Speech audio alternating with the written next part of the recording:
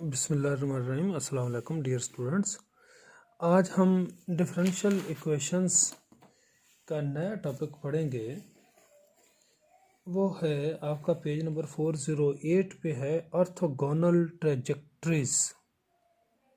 क्या लफ्ज़ है? Orthogonal trajectories. तो सबसे पहले मैं ऑर्थोगोनल ट्रेजेक्ट्रीज से पहले मैं ट्रेजेक्ट्री को डिफाइन करना चाहता हूँ। ट्रेजेक्ट्री भी होता है एक पाथ या कर्व है, लेकिन ये कैसा होता है जो कट करना करे, ये मैं डिफाइन कर देता हूँ कि एक curve or family of curves.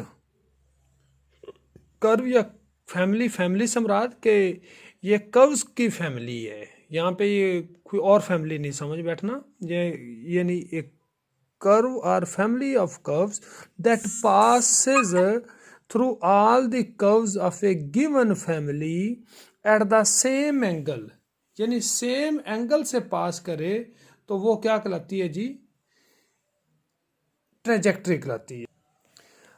तो ये आपको समझ आ गई होनी कि ये ट्रेजेक्ट्री की मैंने डिफाइन, ये सिंपली ट्रेजेक्ट्री की। हमारा टॉपिक है ऑर्थोगोनल ट्रेजेक्ट्री। अगर यही जो सेम एंगल है, ये सेम एंगल 90 का हो, कि इफ दिस एंगल, ये जो सेम एंगल है वो कौन सा हो? 90 का हो, तो वो जो ट्रेजेक्ट्री है फिर क्या कहलाएगी? ऑर्थोगोनल ट्रेजेक्ट्री कहलाएगी। अब एक और मैं आपको ऑर्थोगोनल ट्रेजेक्ट्री की ही डेफिनेशन बताना चाहता हूं कि two curves are orthogonal if their tangents at the point of intersection are perpendicular, कि वो टेंजेंट्स के दरमियान एंगल 90 का हो तो वो दोनों कर्व्स ऑर्थोगोनल कहलाएंगे। क्या कहलाएंगे? ऑर्थोगोनल कर्व्स या ऑर्थोगोनल ट्रेजेक्ट्री। मैं आपको ये फिगर बना के समझाने की कोशिश करता हूँ कि फॉर एग्जांपल के एक ये आपका कोई एक कर्व है, एक आपने कर्व ये बना दिया, इनका ये पॉइंट ऑफ इंटरसेक्शन है। अब इस कर्व का जो अलोंग टेंजेंट है पॉइंट ऑफ इंटरसेक्शन, ये तो पॉइंट ऑफ इंटरसेक्शन दोनों का कॉमन हो गया ना। इस कर्व का टेंजेंट ये हो गया, इस कर्व का जो टेंजेंट है वो ये हुआ जी। ये समझ आ गया ना कि ये, अब ये टेंजेंट लाइन इस कर्व की है, इस कर्व की ये टेंजेंट लाइन है, इन दोनों के दरमियान एंगल कितना है जी? 90 डिग्री है। इसका ये मतलब हुआ कि ये कर्व और ये कर्व ये दोनों ऑर्थोगोनल हो गए।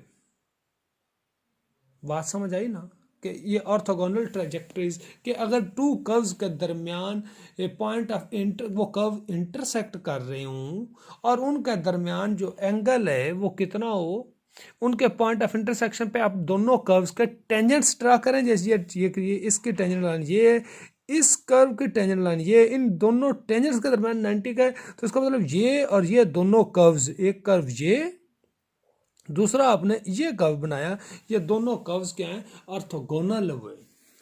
तो अब इसको मेरा ख्याल डेफिनेशन से और फिगर से आपका क्लियर हो चुका है। और भी इनकी फिगर्स बनाई जा सकती हैं। आपकी बुक के पेज नंबर 409 पे भी ये फिगर्स कुछ बनी हुई हैं। तो मैं सिंपली आपको इनका बताता हूँ कि ये एक कर्व है, फॉर एग्जांपल कि ये को गिवन कर्व है, ये आपका क्या है? गिवन कर्व है। आप पहले नंबर पे इस गिवन कर्व की D Y over D X find करेंगे। वो फॉर एग्जांपल आ जाता है कि एफ ऑफ एक्स वाई। अब ये उसकी ऑर्थोगोनल, ये तो गिवन हो गया, उसकी ऑर्थोगोनल ट्राजेक्ट्री ये हुई। तो इसके लिए आप क्या करेंगे? ऑर्थोगोनल ट्राजेक्ट्री की इक्वेशन आपने कैसे फाइंड करनी है कि आपने D Y over D X के लिए इसको उल्टा देना है, -1 over F of X Y. फिर आपने इसको सॉल्व करना है, इस डिफरेंशियल इक्वेशन को सॉल्व करेंगे तो ये जो दूसरा कर्व उसके गिवन कर्व के जो परपेंडिकुलर है उसकी ऑर्थोगोनल ट्राजेक्ट्रीज, इसका सॉल्यूशन आएगी। तो मैं आपको इसका बैक दोबारा वर्किंग रूल बता देता हूँ कि working rule of finding the orthogonal trajectory. पहले नंबर पे find D Y D X from the given curve, या कर्व की इक्वेशन है कि D Y D X for example 1 over F of X Y आता है। आपने डेरिवेटिव फाइंड किया, 1 over F of X Y आपने फाइंड कर लिया। फिर इक्वेशन ऑफ ऑर्थोगोनल ट्रेजेक्ट्री कैसे आएगी? D Y D X equal to -1 over F of X Y. फिर इसको अगर आप सॉल्व करेंगे, इसको सॉल्व करेंगे तो ये तो गिवन का सॉल्यूशन आ जाएगा। जब इसको सॉल्व करेंगे तो ये उसकी ऑर्थोगोनल ट्राजेक्टरी की इक्वेशन आ जाएगी।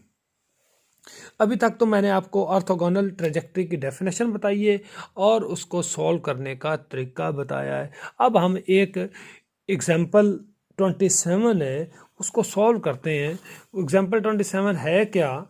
वो ये कहता है कि find the orthogonal trajectory of the family of circles X square plus Y square equal to C square. इसकी आपने क्या फाइंड करनी? ऑर्थोगोनल ट्रेजेक्ट्री फाइंड करनी है। बहुत ही सिंपल है ये। डिफरेंशियल इक्वेशन का अगर हम कहें कि सबसे सिंपलेस्ट काम ये है, ऑर्थोगोनल ट्रेजेक्ट्री फाइंड करना होगा, तो ये सबसे इजी यही काम होगा। तो इसको, ये आपकी गिवन इक्वेशन क्या है? X square plus Y square equal to C square. पहले आपने इसका डी वाई डी एक्स मालूम करना है, यानी इस 2x स्क्वायर का 2x है, 2y स्क्वायर का है जी 2y, और साथ डी वाई डी एक्स और c का आपको पता है 0 होता है, 2 पे डिवाइड कर दिया, और D Y over D X की जो, यानी चलो मैं 2 पे डिवाइड कर दिया, Y D Y D X equal to minus X, और वाई भी इधर आके डिवाइड हो गया, D over D X equal to minus X over Y आ गया। ये क्या आया जी? आपके ऑर्थोगोनल, सॉरी, ये गिवन कर्व ये था, उसकी आपने डिफरेंशियल इक्वेशन। अब इसकी orthogonal trajectory to find the orthogonal trajectory working rule, अगर आप ये देख लें कि वर्किंग रूल मैं फिर आपके सामने ले आया हूँ कि ये डी और डी एक्स गिवन की है, आपने ये फाइंड कर लिया है गिवन का, ये डी वाई डी एक्स आप फाइंड कर चुके हैं। अब ऑर्थोगोनल के लिए डी वाई डी एक्स के लिए ये इसको उल्टाना है और साथ माइनस लगाना है। तो फॉर ऑर्थोगोनल ट्रेजेक्ट्री उसके लिए डी वाई डी एक्स क्या होगा जी? इसको उल्टा भी देना है और माइनस भी लगा देना, यानी -1 ओवर ये जो माइनस एक्स ओवर वाई, तो ये माइनस माइनस प्लस हो गया, Y over X equal to D Y over D X. ये तो हुई ऑर्थोगोनल ट्रेजेक्ट्री की डिफरेंशियल इक्वेशन। अब इसे हम सॉल्व करते हैं तो ये तो है ही सेपरेबल कि वाई और डी वाई, यानी डी वाई के नीचे वाई आ गया जी, ये वाई, और डी एक्स डिवाइड हो रहा, इधर आके ऊपर चला जाएगा और नीचे आ जाएगा एक्स आ जाएगा। अब इसको आपको पता है कि बाई इंटीग्रेशन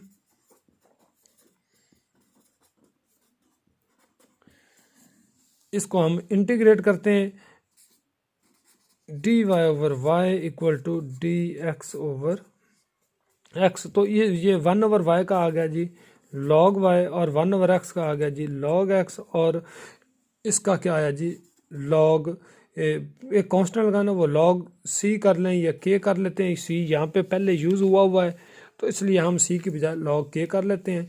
तो ये log Y equal to log K X, दोनों तरफ लॉग कट गया तो y equal to K X आपका आ गया। ये किसकी आ गई? Equation of orthogonal trajectory. और एग्जांपल नंबर इसकी जो 28 है वो आपने खुद करनी है। एग्जांपल इसकी जो 28 वो आपकी बुक पे पेज नंबर है 410 पे। तो इसके कुछ आपना 4-5 क्वेश्चंस की भी आपने सॉल्व करने की ट्राई करनी, फिर बाकी कुछ क्वेश्चंस आपको मैं सॉल्व करके दे दूंगा। Thank you ji.